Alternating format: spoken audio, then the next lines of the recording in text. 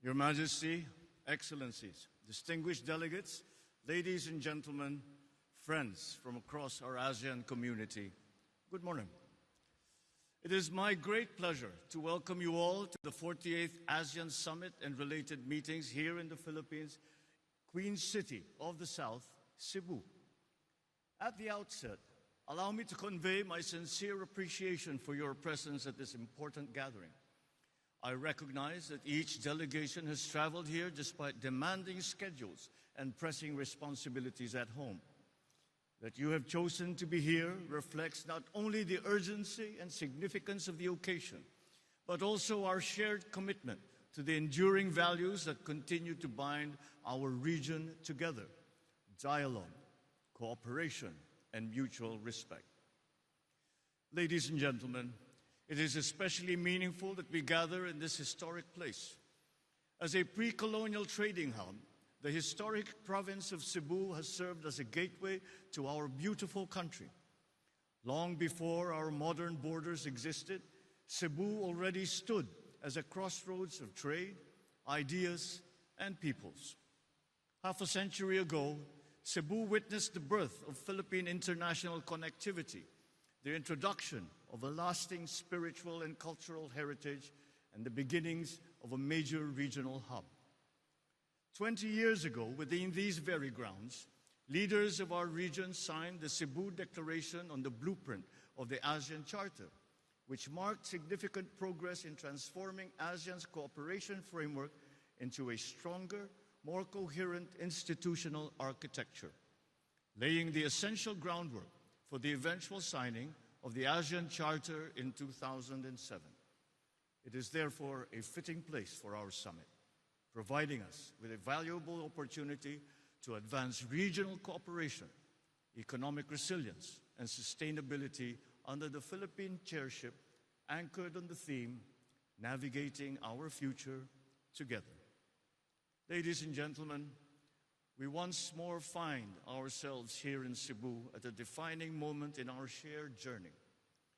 As we gather then for an important milestone, so do we stand together today to demonstrate ASEAN's capacity to respond with unity, with wisdom, with resolve, at a time when our region is once again faced with profound uncertainty.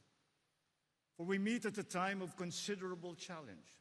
Across our region and beyond, nations continue to navigate an increasingly complex global environment. The increasingly volatile situation in the Middle East has impacted our region, challenging us to remain agile in the face of the uncertainties which threaten lifestyles, livelihoods, and lives. Many of our countrymen continue to look to us, their leaders, not only for stability, but for reassurance and for hope. Over the past months, each of our countries has had to make adjustments to modify our approaches. So we come together now to study those adjustments, to find the best approaches, to face the future together. For the Philippines, we made a difficult decision to recalibrate our ASEAN chairship hosting in response to the Middle East conflict through the scaling down of non-essential activities and shifting of applicable meetings from physical to virtual platforms. Despite the said calibration, we strive to remain responsive to the needs of our ASEAN community and focused on fulfilling our chairship goals. The work of ASEAN must continue, not despite the challenges, but because the times demand our answers to those challenges, for our peoples, for our countries, for ASEAN. My appreciation extends to ASEAN and our partners in ASEAN, because despite facing deep challenges of your own, you have come to support us and to work with us to respond to this crisis. We have strengthened our coordination where possible. Our foreign, economic, agriculture, and energy ministers have met to lay out plans with their sectors. Joint meetings between the political security and economic pillars were held to align our responses. We have all done what we can, individually and collectively, to ensure that even amidst uncertainty, the work of building our ASEAN community continues. Ladies and gentlemen, our theme of navigating our future together has always held true for ASEAN. But now, more than ever, it is a principle that we must continue to share, an idea we must continue to embrace. If there is one lesson ASEAN has learned over the decades, it is that difficult times do not divide us.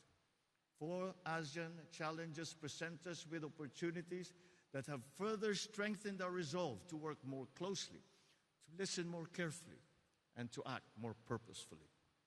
This summit gathering is evidence of that commitment. It reflects our shared understanding that especially in moments of difficulty, engagement remains essential. That when circumstances are challenging, partnership is, more than ever, indispensable.